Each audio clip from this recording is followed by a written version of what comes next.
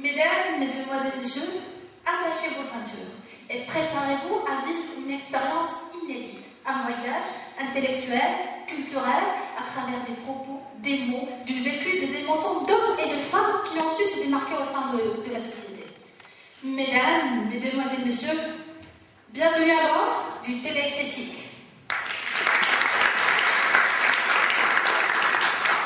C'est parce que nous croyons que l'échange et le partage créent de la valeur, créent de la richesse.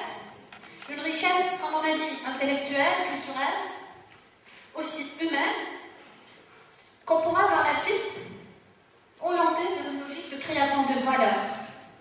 C'est dans ce sens que nous œuvrons pour la mise en place, la création d'un espace d'échange, de rencontres, propice à l'émergence et à l'éclosion d'idées nouvelles. Mesdames, Mesdemoiselles, Messieurs, aujourd'hui, nous avons avec nous un panel d'intervenants marocains qui ont suivi un parcours atypique, marqué par l'excellence, la résolution, la détermination, bref, les bons ingrédients du succès. Mais la question qui se pose, quelle est la bonne recette? Est-ce qu'il y a une recette exacte, miracle, type?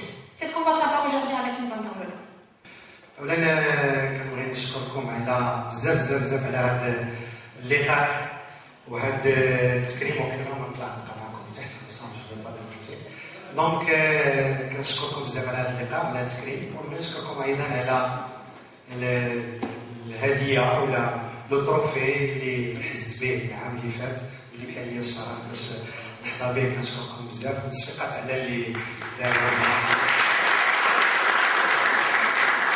سي فري كاين بزاف ديال الحوايج اللي كيأثروا في الانسان كانسان وكيتراسيو ليه الحياه ديالو كيكون عندهم تاثير من بعد. السؤال ديالكم ما هو سر النجاح ديال كل واحد؟ واش كاينه شي روسيطه ديال النجاح؟ كنظن انه كاينه روسيطه ديال النجاح ولكن ما كايناش روسيطه بزاف بحال الشوميشه. كاين بزاف ديال الروسيطات. بلوز امبورطون سي كو كاين لي روسيط ديال النجاح الانسان يقدر يتبعهم. كنظن انه يمكن له يوصل. دونك باش نبدا بيا نقدم لكم نفسي رشيد ولد العسكري كان خدام في لوبيتال ميليتير. انا واحد من 7 ديال خوتي، عندي 2 ديال الخواتات و4 ديال الخوت بما فيهم وعاد انا. دونك انا كنجي تقريبا الاكبر لان اختي كتسبقني. دونك كبرنا في جو متواضع.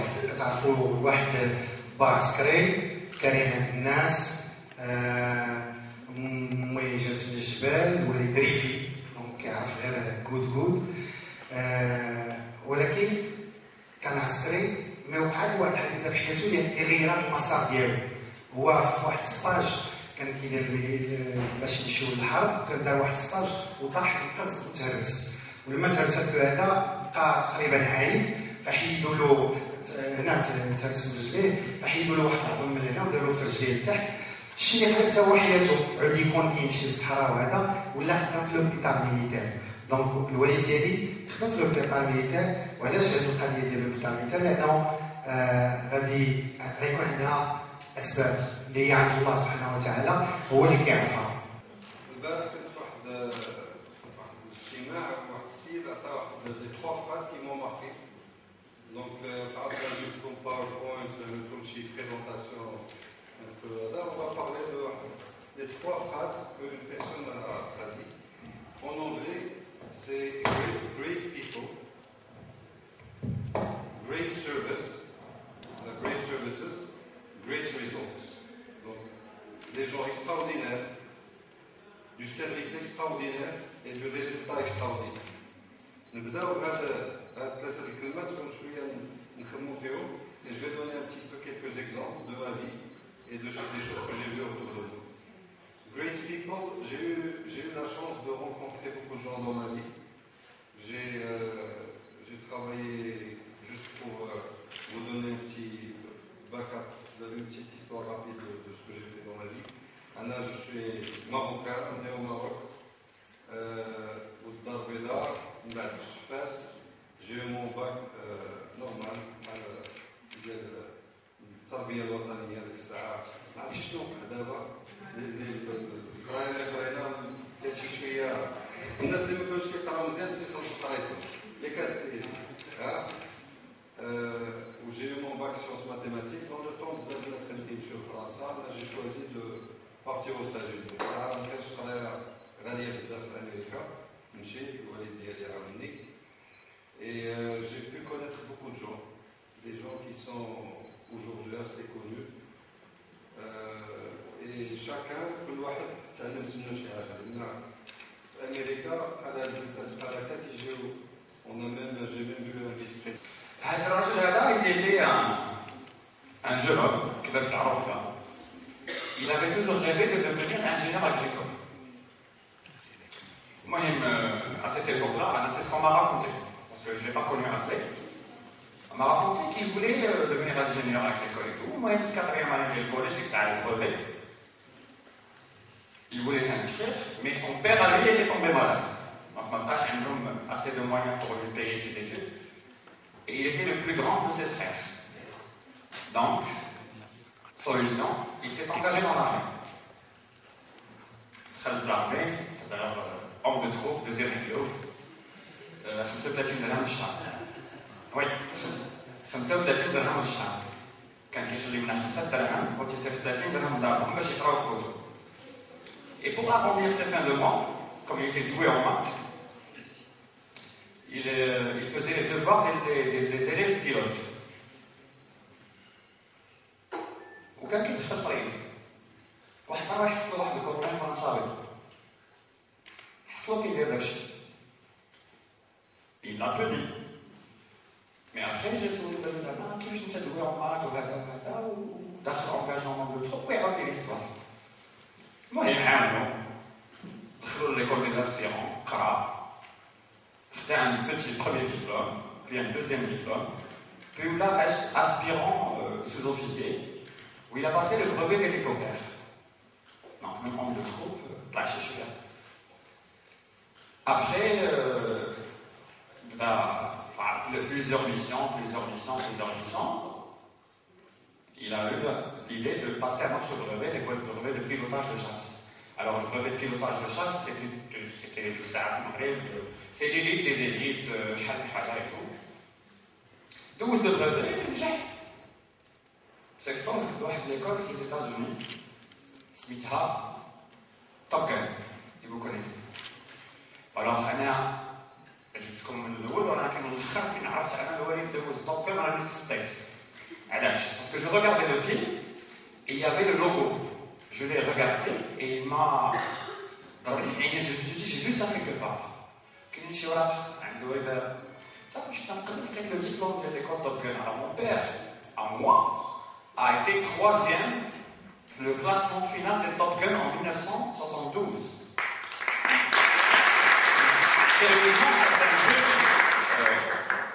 Donc, le sujet d'aujourd'hui, c'est les secrets du succès. Donc, on a bien vu Chloé dans son domaine. Qu'est-ce qui l'a motivé? Qu'est-ce qui l'a poussé à réussir, à atteindre ses objectifs? Donc, rapidement, il y a une première partie, juste pour que vous ayez encore une fois une petite idée sur ma petite personne, si vous permettez. Et puis, dans un deuxième volet, on va parler, en tout cas pour moi, ce qui a été les secrets de mon succès. Voilà. Donc, en quelques mots, je m'appelle Mariam, je suis native de Stade, j'ai grandi à Casablanca, j'ai fait un parcours scolaire sans trop de problèmes, je suis issue d'une famille ordinaire. Aujourd'hui, je suis une femme active, je travaille dans une compagnie d'assurance. Donc voilà, grosso modo, c'est un petit peu ça. Donc, qu'est-ce que je fais exactement? Je me suis fixé l'objectif d'escalader les 7 plus hauts sommets du monde. Donc, on nous a appris qu'il y avait 5 continents. Si on rajoute à ça l'Antarctique, et l'Amérique en compte 2 sommets, donc on est à 7. C'est un projet, les Smithos, les Seven Summits. Donc encore une fois, c'est les plus hauts sommets du monde. Le premier, donc en Afrique, le Kilimanjaro en Tanzanie. Le deuxième plus haut sommet de l'Europe se trouve en Russie. Le troisième en Amérique du Nord, aux États-Unis, l'Aconcagua pardon, en Amérique du Sud, un autre en Antarctique, et le dernier, l'extraordinaire, le gigantesque, le mythique, c'est l'Everest en Himalaya. Donc ça nous fait 7 sommets. Aujourd'hui, alhamdoulilah, j'ai pu réaliser 3 sommets sur 7. Donc je suis pratiquement à mi-chemin. Et Inch'Allah, si tout va bien, je ferai le tour de ces sommets en fin 2014. Alors après, quand j'ai lu l'intitulé de la conférence, le secret de la réussite, il y a ceux qui travaillent dur et qui réussissent, et ceux qui travaillent peu et qui réussissent. Tiens, ça c'est intéressant. Et ça m'a obligé moi aussi à aller travailler un peu plus, pour voir s'il y a des gens qui travaillent peu et qui réussissent. Et si je suis dans la première catégorie ou la deuxième. Donc, mon intervention sera scindée en 2 parties. Je vais partager avec vous quelques éléments sur les secrets de la réussite. Et après, on va répondre à la problématique: est-ce que pour réussir, il faut travailler dur ou travailler peu? Donc, pour la première partie, grâce à vous, et je dois vous en remercier, j'ai réussi, en quelque sorte, à conceptualiser des choses que j'avais apprises dans la vie de tous les jours. J'ai eu, comme tout le monde, j'étais fascinée, séduite, éblouie par des images et des histoires de femmes et d'hommes qui ont réussi. Et à leur tête, le grand Bill Gates. Ah, ce monsieur qui a pu révolutionner le monde. Je me rappelle très bien d'une de ses réponses quand il a été attaqué par l'Union européenne pour l'histoire de dumping. Il a dit: si General Motors avait fait le même effort que moi, on achèterait des voitures à $26. Et c'est vrai, il a raison. L'effort qu'il a fait, grâce à Bill Gates et son rêve, aujourd'hui, on trimballe tous des PC. C'est devenu quelque chose qui fait partie de notre quotidien. Et puis après, quand je suis allée sur un site pour chercher les personnes qui ont réussi, j'ai trouvé une autre histoire. Celle de Carlos Slim, un Libanais qui est né au Mexique, qui a démarré sa vie dans l'immobilier et qui, en 1982, le Mexique était en pleine déconfiture économique. Une grande crise économique. Et qu'est-ce qu'il fait, Carlos Slim? Il achète. Elle achète un tour de bras toutes les entreprises qui sont en difficulté. Aujourd'hui, Carlos Slim est à la tête d'un empire qui compte 200 entreprises. Et on dit au Mexique, pour plaisanter, on dit: il ne se passe pas un jour où un Mexicain ne verse pas un peso à Carlos Slim. C'est la première fortune au monde. Il représente 7% du PIB de son pays, 54 milliards de dollars. C'est le montant de sa fortune. C'est vrai qu'il y a ces personnes dont les médias nous ont abreuvés de leur réussite. Mais on a aussi la chance de rencontrer des messieurs et de madame tout le monde. La passion.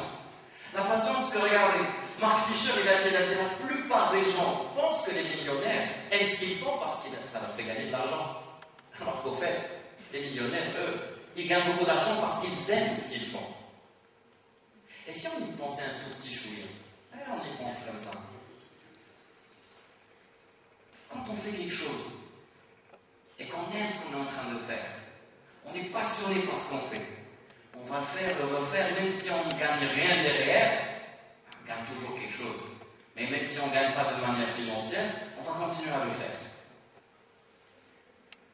Les jeunes qui sont aujourd'hui en train d'étudier, qui sont dans les écoles, je sais, dans quelques matières,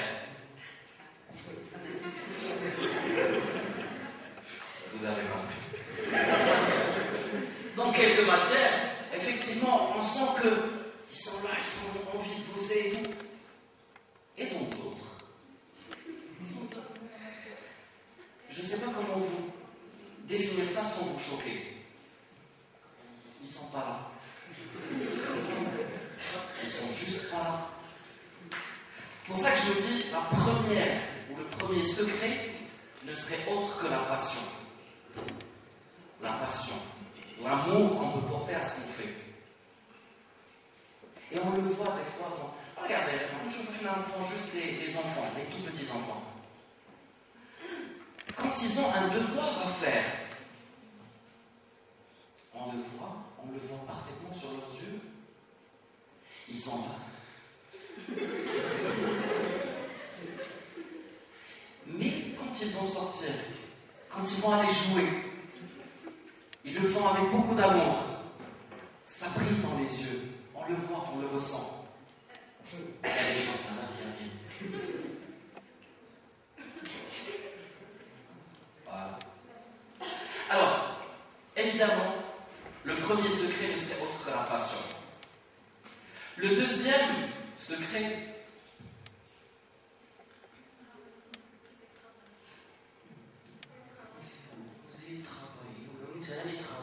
et encore travailler. Parce que oui, effectivement, il n'y a que dans le dictionnaire où le succès vient avant le travail. Pour ceux qui connaissent la femme.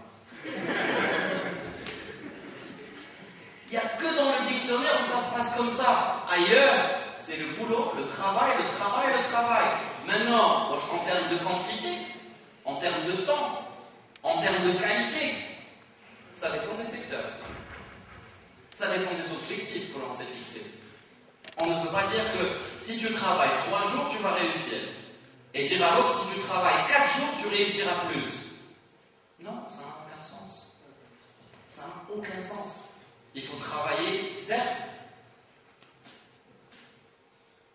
mais encore travailler.